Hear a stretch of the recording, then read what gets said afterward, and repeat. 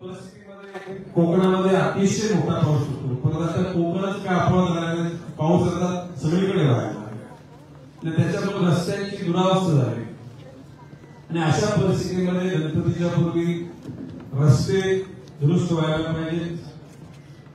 ज्या काही ठिकाणी विविध शहरातल्या महानगरपालिकेच्या माध्यमातून रस्त्यावरच्या प्रकाशाची सोय निश्चितपणे केली पाहिजे। 1.5 दिवसाच्या गणपतीच्या नंतर लगेच विसर्जन होण्याकरता कृत्रिम तलावाची निर्मिती करणं गरजेचं आहे आणि ज्या ठिकाणी तलावामध्ये विसर्जन करायचं त्या ठिकाणी येणाऱ्या भाविकांच्या सुरक्षेची आणि गणपतीचं विसर्जन योग्य पद्धतीने होण्याची निश्चितपणे गरज आहे आणि तशा प्रकारच्या सूचना प्रशासनाला राज्य सरकारकडून दिलेल्या आहेतच, परंतु आज या जनता दरबारामध्ये जे प्रशासकीय अधिकारी उपस्थित आहेत त्याने आपापल्या कर्तव्याशी संलग्न राहून त्या गोष्टी कराव्याची अपेक्षा आहे। एकूणच भविष्य काळामध्ये जनतेच्या करता शिक्षण व्यवस्था, आरोग्य व्यवस्था, पाणी पुरवठा, यातायात, त्याचबरोबर होणारे उद्योग, व्यापार, महिलांचं सबलीकरण या सर्व अनुषंगाने राज्य शासन सतर्कतेने काम करत आहे आणि आपल्याला त्याचाच भाग म्हणून जनतेच्या असलेल्या अडीअडचणी सोडवण्याकरता जनतेच्या दरबारामध्ये मंत्र्याच्या दरबारात जनता आहे आणि अशा वातावरणामध्ये आपण इथं आलात, आपल्या सगळ्यांचं स्वागत करतो। मी एकच विनंती करेन की जे अधिकारी वर्ग आहे, कार्यकर्ते, त्यांनी इथे इकडच्या बाजूला थांबायला हरकत नाही, परंतु ज्याचं काम आहे त्या लोकांनी शांतपणे बसून टोकन प्रमाणे पुकारला जाईल, त्याचा अर्ज त्याने ऑलरेडी तिथे रजिस्टर करताना दिलेला असेल, आणखी 2 प्रती आणले असेल, एखादी प्रत मी अधिक माझ्याकडे ठेवेन, संबंधित खात्याकडे येईल आणि त्याच्यानंतर पुढच्या महिन्यामध्ये दरबार होणारच आहे। त्यावेळेला या आजच्या दरबारामध्ये आलेल्या समस्यांचं निकाल कसं झालं, त्याचा कशा प्रकारे न्याय दिला गेला याची स्पष्टता दिली जाईल आणि म्हणून सकारात्मक ऊर्जेतून काम करणाऱ्या प्रशासकीय अधिकाऱ्यांना निश्चितपणे प्रोत्साहित केलं जातं, त्याचं कौतुक केलं जातं आणि ही शेवटी ही जी चैन आहे, ही चैन एखादा कोणतरी त्या ठिकाणी अकार्यक्षम असतो, त्याच्यामुळे सगळ्यांना दोष लागतो आणि तो दोष लागू नये म्हणून जर आपल्याला जर ती जबाबदारी पूर्ण करता येणार असेल तिथून बाजूला सरकावं, वरिष्ठांना सांगावं ही जबाबदारी मला नाही जमणार, मग त्यांनी दुसरं काम घ्यावं, परंतु जनसामान्यांच्या गरजा पूर्ण करण्याकरता जबाबदारी आपण घेतली असेल तर ती पूर्णत्वाला नेण्याकरता जीवाचा आकांत केला पाहिजे। एकूणच मी नेहमीच म्हणतो की जन्माला आलेल्या प्रत्येक माणसाला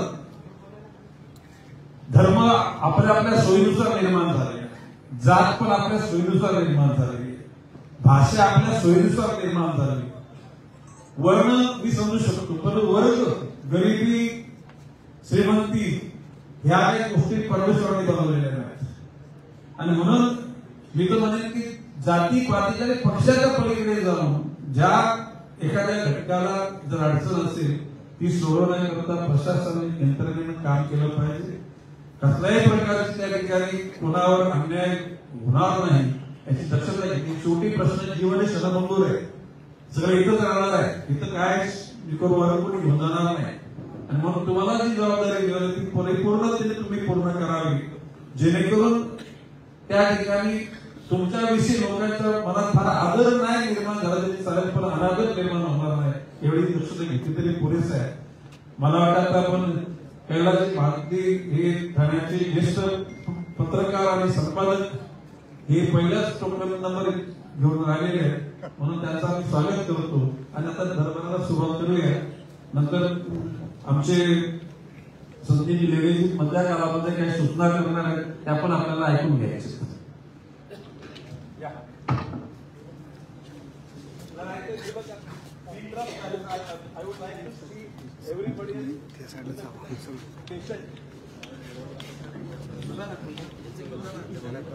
दादा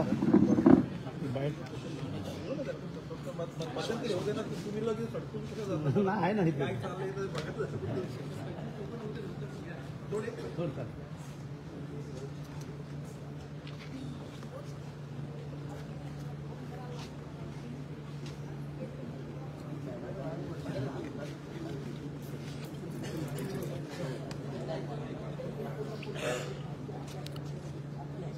गडकरी रंगायतन येथे सध्या आपण आहोत.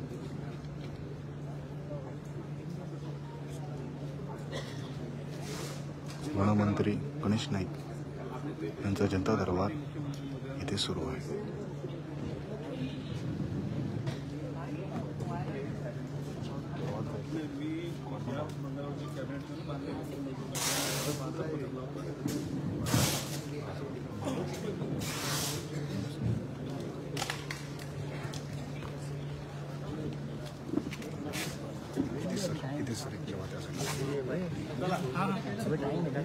प्रत्यक्ष जनता दरबाराला सुरुवात होतीये.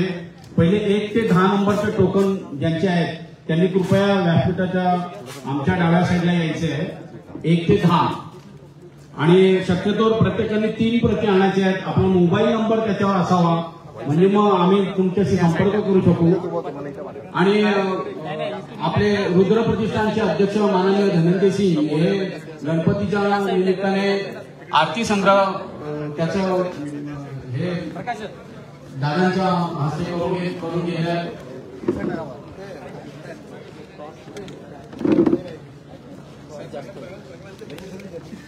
1 ते 10 टोकन नंबर 1 ते 10.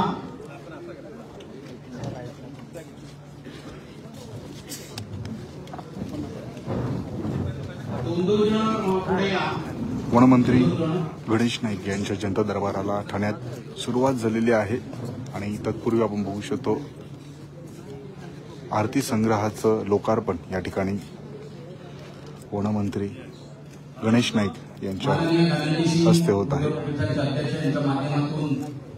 आरती संग्रह वितरण होणार आहे त्याचं गणेश इथं पकड मोबाईल पकड माता. प्रत्यक्षात ठाण्यामध्ये तिसरा जनता दरबार ही प्रथा आदरणीय दादांच्या माध्यमातून सर्वदूर व्यवस्थित पसरली आणि म्हणूनच नागरिकांचे सुरक्षा कवच अशा प्रकारचं एक पोस्ट मी आज सकाळीच पाहिली. गडकरी रंगायतमध्ये वनमंत्री गणेश नाईक यांच्या जनता दरबाराला सुरुवात. या ठिकाणी जनता दरबारामध्ये सहभागी झालेले आपल्याला विविध प्रश्न जे आहेत ते मार्गी लावण्याकरता या ठिकाणी गणेश नाईक यांचा जनता दरबार ठाण्यातील गडकरी या ठिकाणी पाहायला मिळतोय. अतिशय शिस्तबद्ध पद्धतीने या ठिकाणी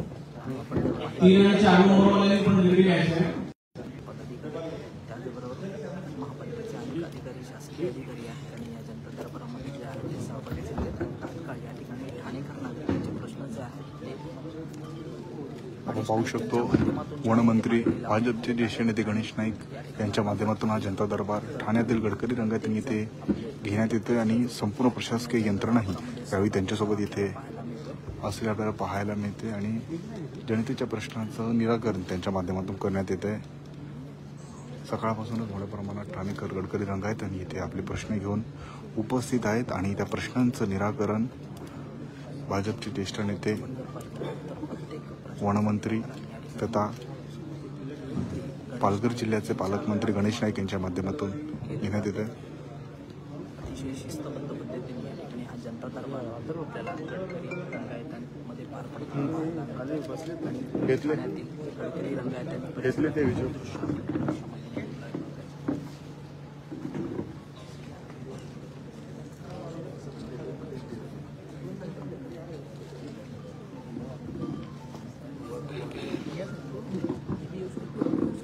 काही दिवसातच स्थानिक स्वराज्य संस्थांच्या निवडणुका होणार आहेत आणि तत्पूर्वी आपण बघू शकतो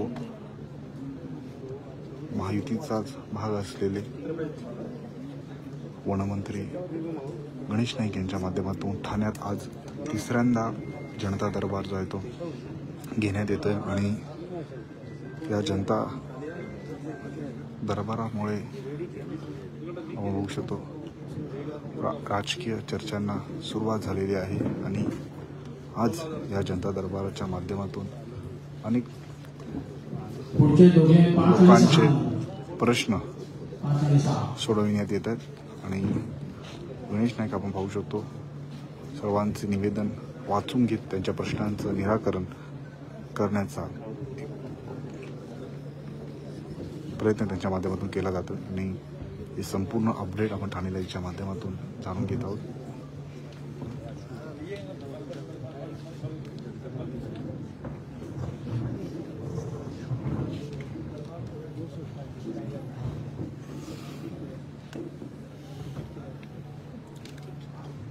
आमदार निरंजन डावकर हे देखील या जनता दरबाराला आता उपस्थित आहे. आपण जर पाहिलं तर या जनता दरबारामध्ये आमदार निरंजन डावकर हे देखील जे आहेत ते आपल्याला पाहायला मिळतात.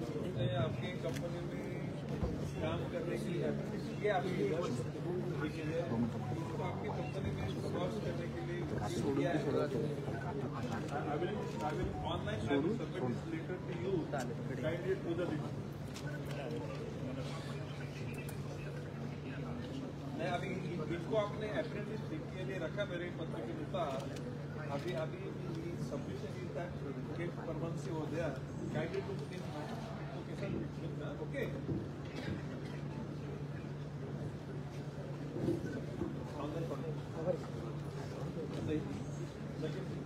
पत्र JNPT लगे JNPT NSFT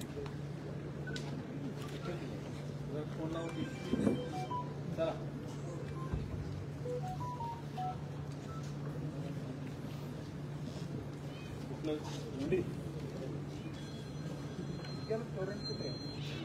काही भागात नेहमीच्या भागात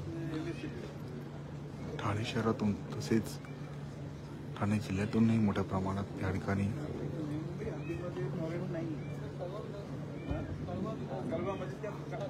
नागरिक येताना आपल्याला पाहायला मिळतात. अधिकारी काय मीटर काढलाय बडी ठाण्यावर म्हणजे MIDC कोण अधिकारी आहेत MIDC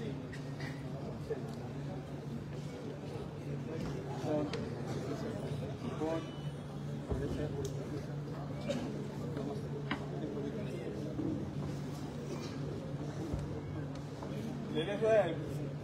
परवा बोललो दुसरा काय म्हणते आता पुढचा काय म्हणते एक सप्रेम आपल्याकडे सप्रेम संजय घरत हे आपल्याकडे पत्र दिलेलं आहे. हो जरा त्यांना बोलून घ्या जरा बरं होईल जरा त्यांना आनंद वाटेल.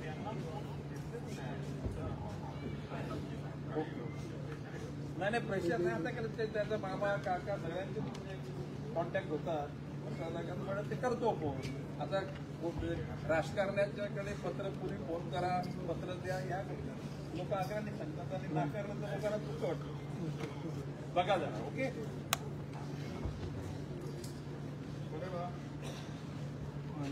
ऐकलं ना त्यालाच कॉन्टॅक्ट धीर जरा टोकन नंबर 11 ते 20 हे स्टेजच्या जवळ उभे कोण अधिकारी आहेत का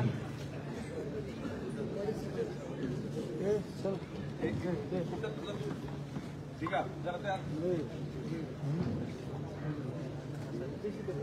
महेंद्र पटेलला फोन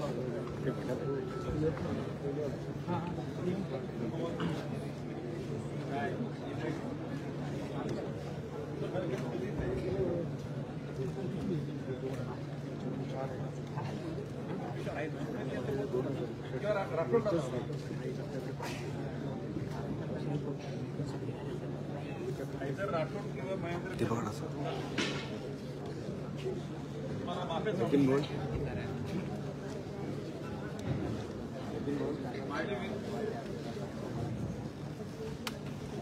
हॅलो तुम्ही जे लोकांना बोलवता नाही बोलू त्यांना बसू का तिथेच टोकन पुकारल्यानंतर बोलवा प्रत्यक्ष टोकन अदरवाईज असा क्राऊड होईल.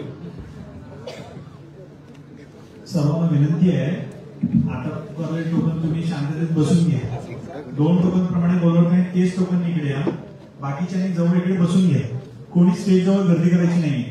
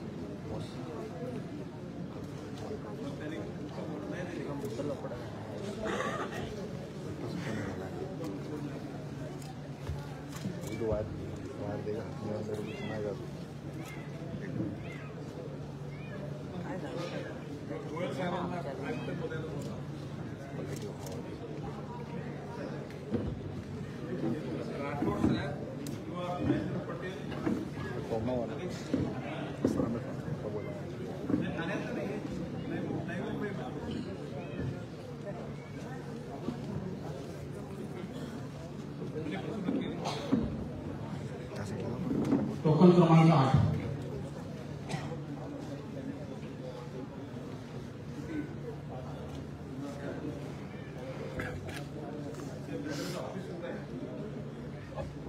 पोलीस स्टेशन आले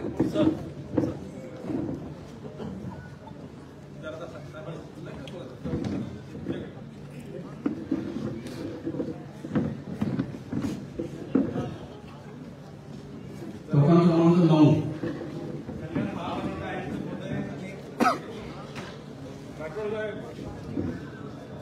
तुम्ही हरकत नाही तो आपल्या दिघा परिसरामध्ये एक सुरेश जयंतीला राजलो तर त्या ठिकाणी त्यांचं घर 1988च आहे 80. तर त्या ठिकाणी जुनं घराची घरपट्टी बघताना आता प्रश्न असा की ते स्टुडंटच्या लोकांना डिस्कनेक्ट करायची इलेक्ट्रिक करायची गरज नव्हती.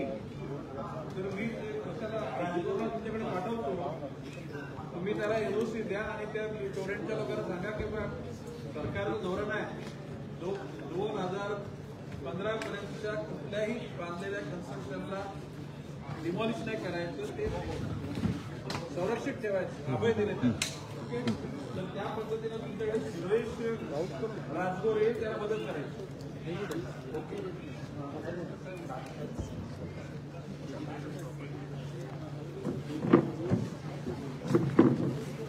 अनेक नागरिक आलेले आहेत. प्रत्येकाला टोकन देण्यात आलेलं आहे आणि टोकननुसार आपण बघू शकतो. ज्युडिशरी आहे तरी सरकारी वकिलाला तुमच्या आम्ही साधू तुमच्या केसचा निकाल शिकला का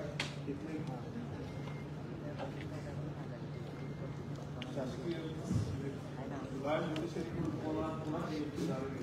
किंवा त्यांच्या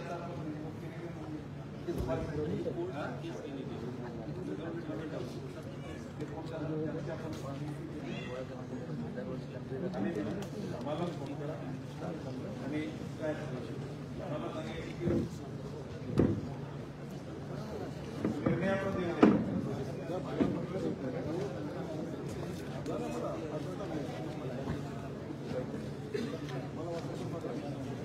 याप्रमाणे आमची टोकन क्रमांक 11.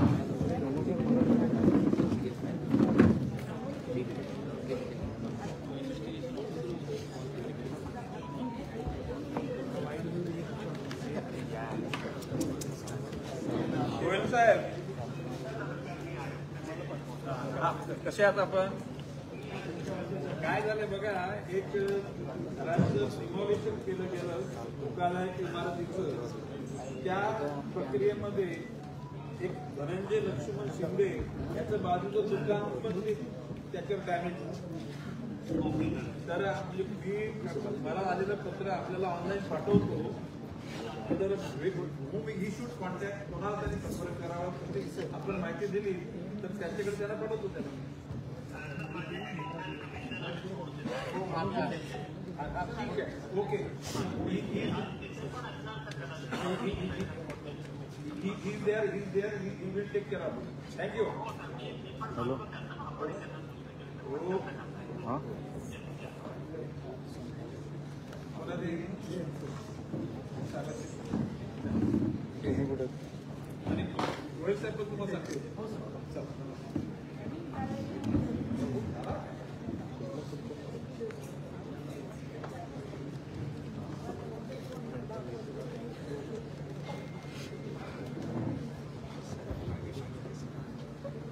अन्य पुरवठा विभागाचे कोण अधिकारी आहेत?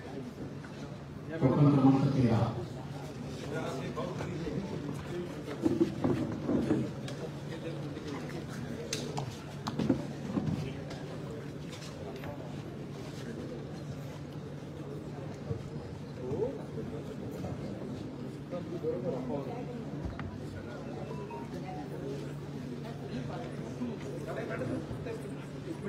मॅडम हे ज्येष्ठ पत्रकार सतीश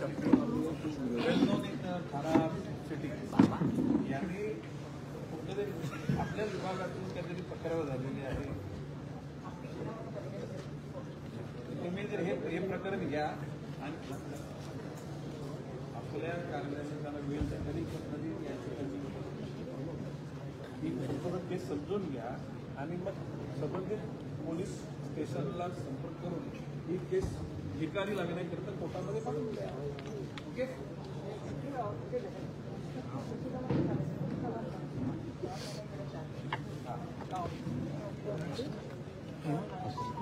साहेब ज्येष्ठ पत्रकार तुला त्यांच्या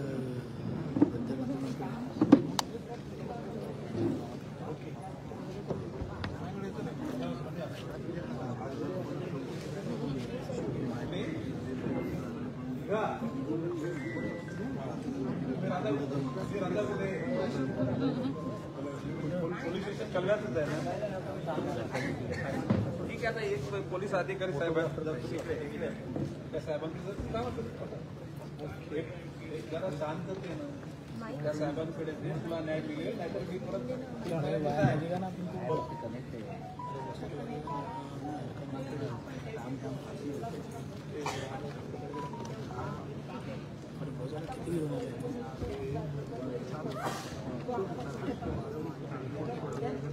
कुठल्या विभागाचं लगेच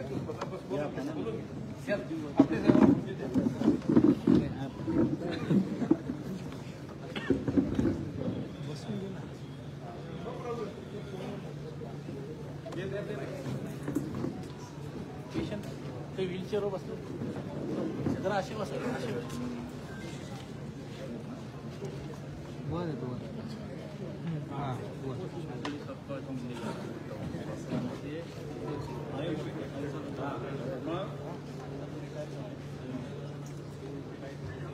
हॅलो बोला.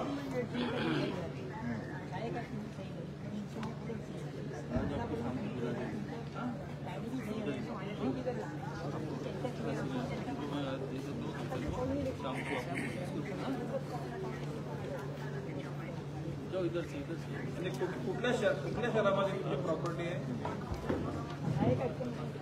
ठाणे आहे मी बघा. तर ती अनधिकृत तुम्हाला ती कल्पना नव्हती आणि मग ते आता त्याच्यात काही नोटीस दिली महापालिकेने. विधानसभा प्रभासमिती विषय आपल्यासाठी काहीतरी बोलला होता की डीएमसीचे अधिकार आहे. बोलते साहेबांची साहेबापासून जाऊन आपण जाऊन साऊथ सेवा शुल्क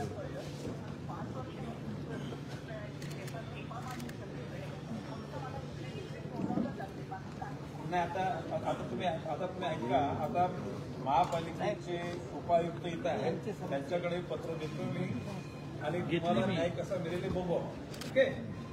मी घेतलेली आहे.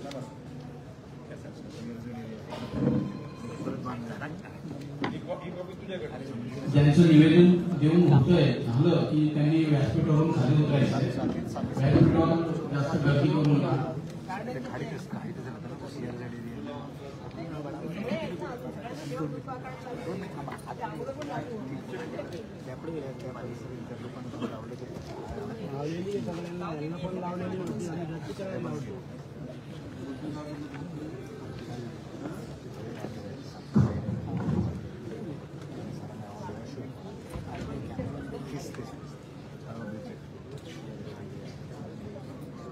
ज्यांचं निवेदन देऊन होईल त्यांनी कृपया व्यासपीठावरून खाली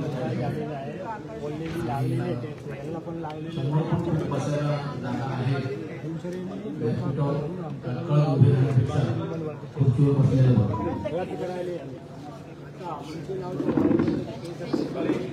टोकन क्रमांक 14.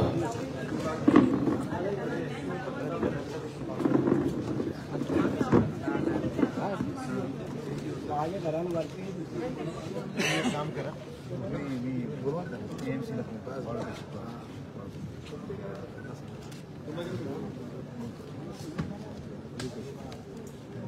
टोकन क्रमांक 17 पुढे येईल.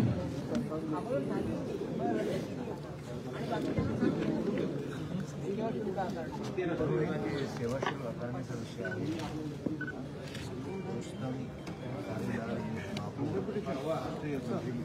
पालघरमध्ये देवस्थाना जागा एकाच्या ताब्यात जागा दुसऱ्याच्या नावावर.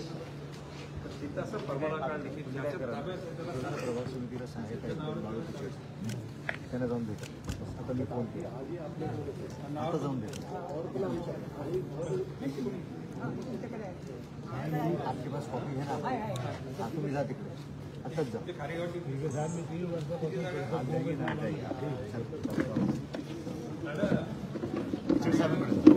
इकडून मला ना असं एक मोठं त्या खारीगावच्या लोकांची त्यांना पुढं म्हणून काढलेली आणि विविध स्तरावर एक सोलर प्रस्ताव आता तो त्या ठिकाणी जे काय आता शेवटी तुला म्हटलं त्यांना पाठ मिळायला पाहिजे.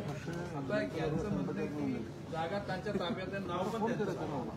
ओके कसं करायचं पक्का का पेन्सिल पक्का ही बाब तपासा आणि मॅडम याला न्याय द्या. आणि अडचण असेल मला सांगा मग त्या हायवे अथॉरिटीची पण मिटिंग लावून बोलून घ्या.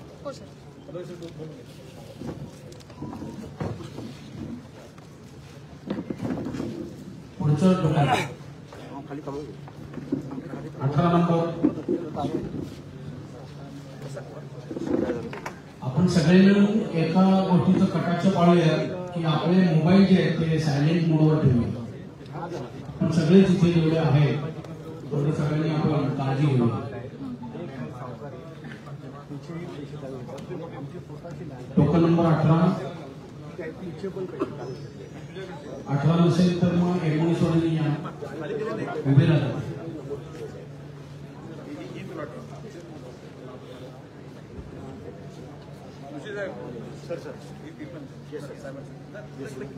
त्यांचं झालं की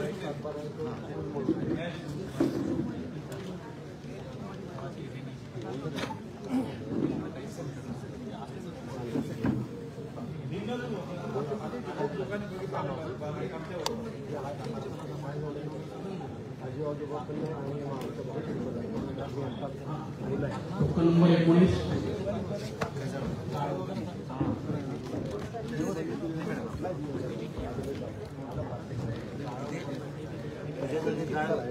जागा भाड्याने तू घेतली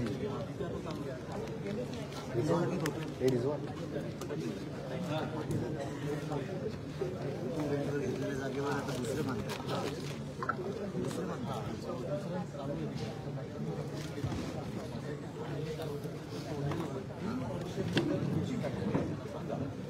तुम्ही एखादं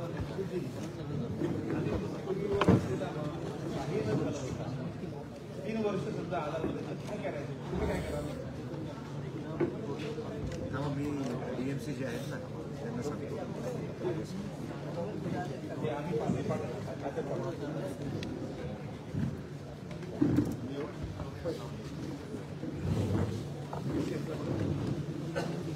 व्यासपीठावर प्रशासकीय अधिकारी यांची बसण्याची व्यवस्था नीट करायची आपण सगळ्यांनी. प्रशासकीय अधिकारी यांना बसण्याची व्यवस्था करायची.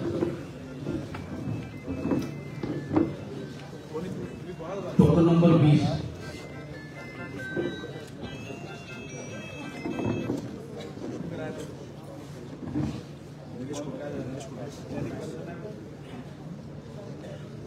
20 नसतील आले तर 21 नंबर या पुढे.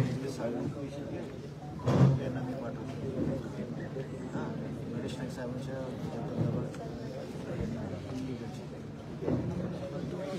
उद्या तोडून टाकायचं. गणेश ताडे साहेबांना भेटेल. तुम्ही जा ना बाजू गणेश ताडे. गणेश ताडे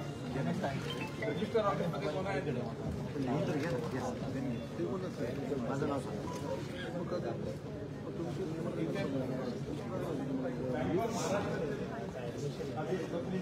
तुम्हाला PR देतो.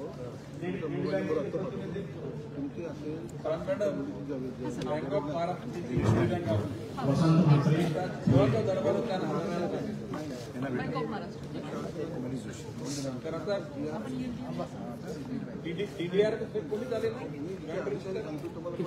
तर मी बोलते आपल्या ऑफिसमध्ये बसता 5 मिनिटात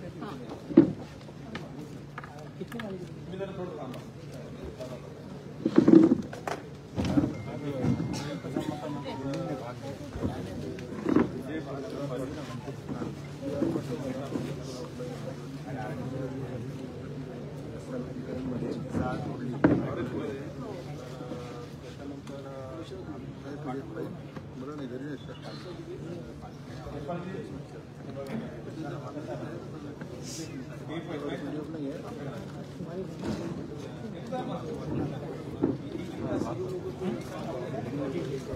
वसंत म्हात्रे यांनी गरज नसते. वडिलांचं असेल तर त्याच्या रक्ताच्या नात्याला माहिती घ्यायची गरज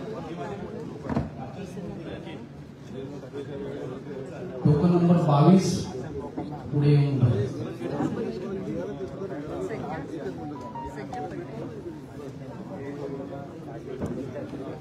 22 नसतील तर 23 पुढे येऊन राहिले.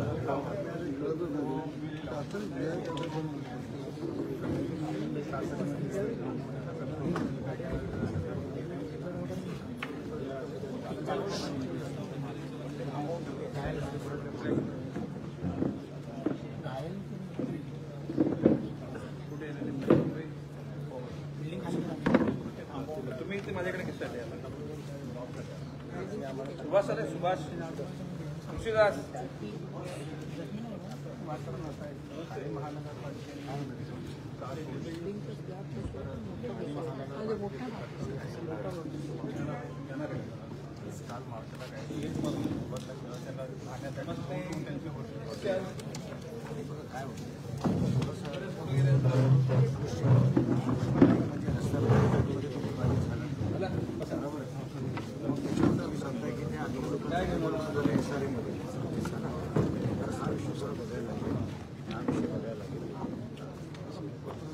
तुम्ही ठाणे महानगरपालिकेची काय काय स्थिती केली? पत्र काय दिले पत्र व्यवहार केला. तुम्ही पत्र जोडलेले नाही. त्यांनी ठाणे महानगरपालिका पत्र दिले. त्याला पाठवून तुम्हाला कमिटीवर घेण्याच्या अनुषंगाने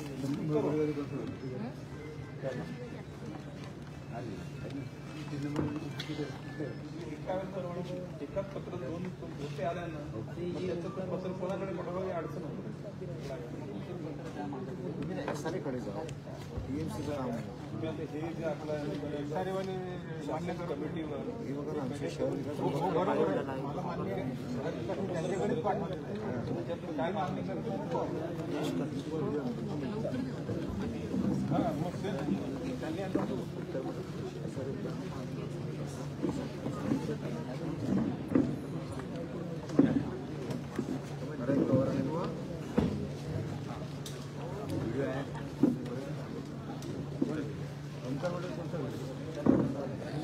टोकन क्रमांक 25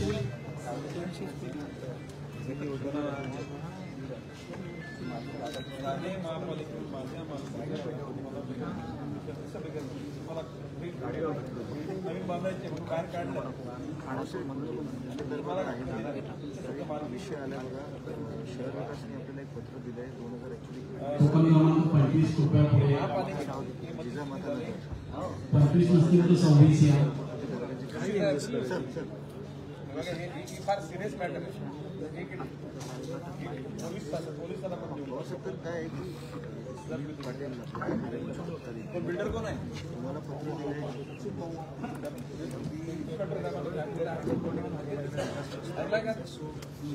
आपण त्या बिल्डरला बोलवा. स्वतःचं राहतं घर बिल्डिंग पुनर्निर्माण करायचे म्हणून त्यांना बाहेर काढलं. कळवायला बारकाने बघा. 24/19 तर मी आपल्याला व्हॉट्सअप हा मी व्हॉट्सअप करतो ते आपल्याला भेटतील.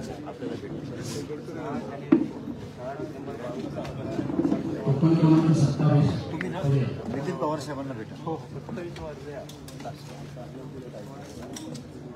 साहेब आपलं माझं नाव मनीष जोशी. हा विषय SRL हा आपला विषय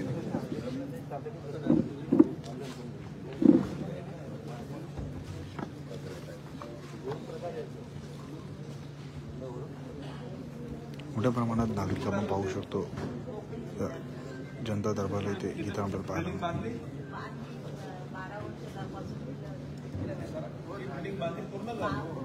जोशी साहेब काय प्रकरण. सर ह्याचा विषय असा आहे की हे BSUP अंतर्गत बाधित झाले. झोपडपट्टी होती. BSUP अंतर्गत त्याचा विकास झाला. नंतर ह्यांना महात्मा फुले नगर कळवा इथे घर भेटले लॉटरी सिस्टममध्ये. आम्हाला कळव्याला देऊ नका, तुम्ही द्या आम्हाला कोपरीला. मग त्याप्रमाणे आपण सँक्शन पण घेतलं. नंतर ते हे पण झालं तुमचे तर BSUPचे चार्जेस पण आपण माफ केले. आता काय विषय मॅडम? भरत भाई हा त्यांना काय झालंय साहेब, आपलं जे दिव्यांसाठी आरक्षित प्रॉपर्टी त्यांना सुधार या बाबतच हे बघा तिथं आहेत ना काही दिव्यांग आहेत अशा लोकांचं स्थलांतर नाही केलं. सर काय करतो BSUPच्या भरतभाई BSUPच्या घरात देताच येणार नाही आपल्यालाही माहिती आहे. आपण एक PAPच्या घरात देऊ. PAP गांगुडे जोशी साहेबांना भेटतात. येस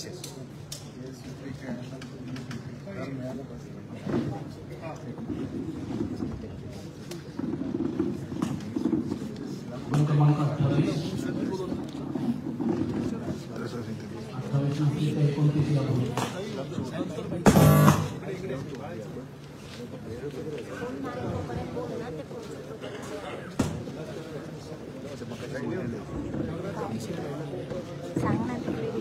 जनता दरबारमध्ये आपण पाहू शकतो मोठ्या प्रमाणात स्लॅब पडलाय. आम्ही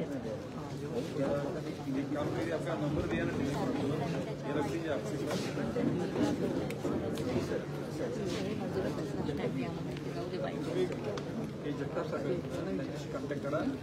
मान्य काय वाईट गेलं जायचं पुढे कसं जाणार.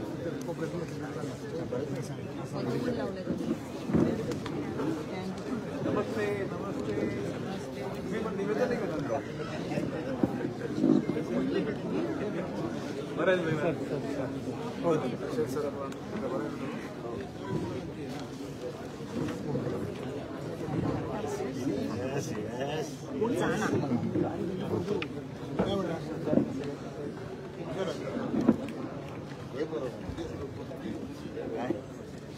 कोण बिल्डर आहे?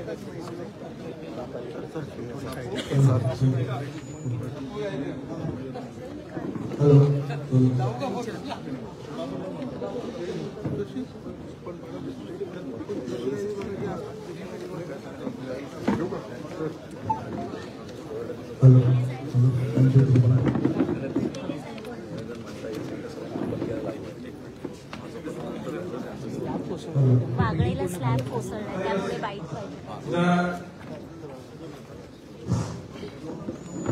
ठाणे शहराचे ज्येष्ठ समाजसेवक आणि भारतीय जनता पार्टीचे ठाणे शहर जिल्ह्याचे अध्यक्ष संजयजी लेळे आपल्याशी काही सुसंवाद करू इच्छितात. कारण त्यांच्या मनात काही चांगल्या समाजाच्या गोष्टी आहेत. धन्यवाद साहेब, आपण मला एक संधी दिली. आपल्या समोर ठेवायला ठेवायला विषय आहे. चेन्नई कोळीवाड्यातले हे कोळी समाज रस्ते मंडळी कोळी ठाणेकर आणि विषय असा आहे की त्यांच्या अनुषंगाने संपूर्ण महानगरपालिका क्षेत्रात गणेश विसर्जनाचा एक विषय उद्भवला आहे आणि तो प्रशासनाशी बोलून आपण तातडीने त्याच्यावर योग्य ती कारवाई करावी अशी अपेक्षा आहे. प्रशासनाने केलेल्या कुठल्याही कारवाईबद्दल आम्हाला काही संदेह नाहीये, परंतु घाईघाई केलेल्या कृतीनंतर कधी कधी अडचणीच्या ठरतात. प्रदूषण नियंत्रण मंडळाच्या अनुषंगाने कोर्टाच्या निर्देशानुसार 6 फुटाखाली गणेश मूर्ती या वाहत्या पाण्यात विसर्जित करू नये असा काहीतरी जी आर शासनाला आलेला आहे. त्या अंतर्गत एक उदाहरण दाखल आपल्यासमोर एक प्रसंग ठेवायचा आहे. ठाणे गृह विभागात मोठी खाडी आहे. या खाडीवर पश्चिमेचे देखील लोक मोठ्या प्रमाणात गणेश विसर्जन करतात. वाहत्या पाण्याचे विसर्जन होतं. बाजूला कोळीवाडा कोपरेगाव हे पारंपरिक आपली ठिकाणं आहेत. यांचे देखील मोठ्या प्रमाणात गणपती तिथे अनेक वर्ष विसर्जित होतात.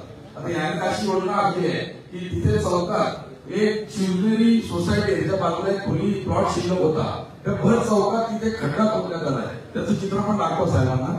आणि 8 फुटाचा खड्डा करून त्या खड्ड्यावर काय प्रक्रिया करायला पाहिजे नाही त्याच्या गणपती विसर्जित करण्याची त्याची अपेक्षा आहे. आणि मग ते गणपती काढणार कसे बाहेर, उद्या जेसीबी भोगले तुम्ही काढाल का, कसे काढाल, ते भर चौकात दृश्य कसं वाटेल याचा सगळा सखोल विचार प्रशासनाने केलाय का?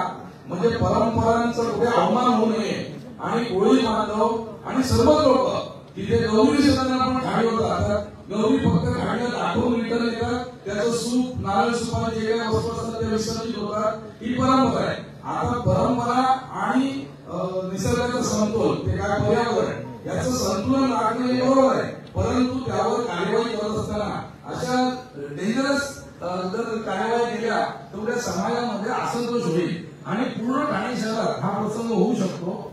त्यावर नीट विचार केला पाहिजे. मी माहिती घेतली साहेब, संबंधित अधिकाऱ्याला फोन केला. त्यांचं म्हणणं असं की या सगळे जमा केलेलं पेट्रोल उचलून बोरिवडे गावाची जमीन आहे तिथे नेणार, तिथे ते रोखल्यावर त्याच्यावर माती घालणार.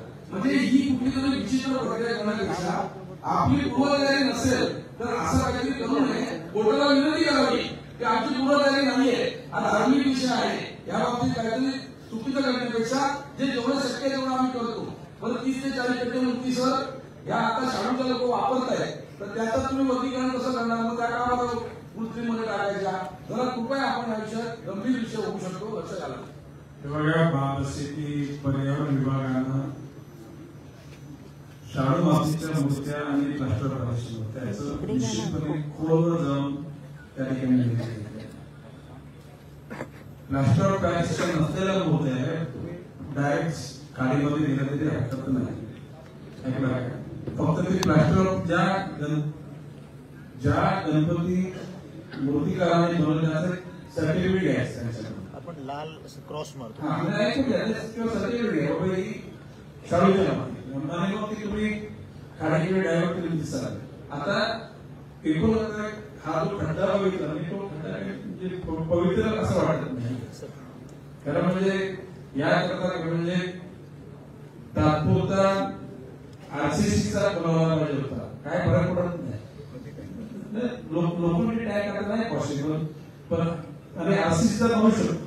आजकाल फार कमी तासामध्ये घट्ट होणाऱ्या कॉन्क्रीटची केमिकल्स निघालेली आहे आणि दरवर्षी मग त्या ठिकाणी ती टाकी गुंजून टाकायची आणि पुढच्या वेळी चांगल्या सॉफ्ट टाकी आणि पुढच्या वर्षी परत वापरायची.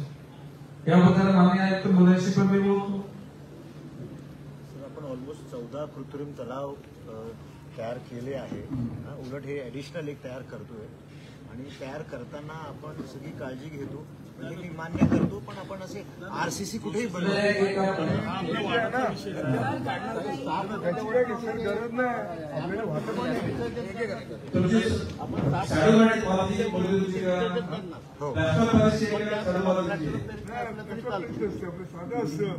आणि गेली कित्येक वर्ष सर आम्ही विसर्जन करतो आणि आमची गवळ तिकडे जाते आणि गवळीची काय होते माझ्या साहेब आम्ही दर्याला शांत करण्याकरता गवळतीत हा नियम काय हा नियम अख्ख्या शहराला लागू अख्ख्या राज्याला लागू विषय हे गंभीर असा आहे याच्यामध्ये की जेव्हा छोटे टँक असतात तेव्हा ते प्लॅस्टिक गुंडाळून सर्वच्या सर्व मूर्तींचं प्लॅटफॉर्ममध्ये उचलणं शक्य असतं. इथे ज्या पद्धतीने सुद्धा केलाय एवढं सगळं मटेरियल समजा 1000-1500 गणपती जर विसर्जित झाले ते तुम्ही उचलणार कसं, काढणार कसं, मग काय ते जेसीबीने उचलणार, मग विटंबनेचा प्रकार घडेल ऐन चौकात. एक मिनिट हा जनता दरबार ही समस्येवर निवारण करण्याचा व्यासपीठ नाही. तरी ऐकून जोशी साहेब आपण संदीप मी ऐकांशी बोलतो.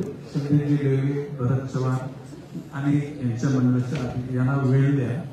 उद्या परवा म्हणजे उद्या शनिवार उद्या दिले जाऊया आणि काय होतं तर त्या जाण्यापूर्वी मला फोन करा. मी मुलांशी बोलतो. ओके सर धन्यवाद. त्याच्यातून काहीतरी मार्ग काढण्याचा प्रयत्न करू.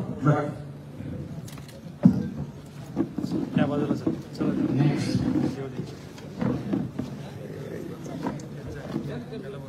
लक्ष्मी थांब.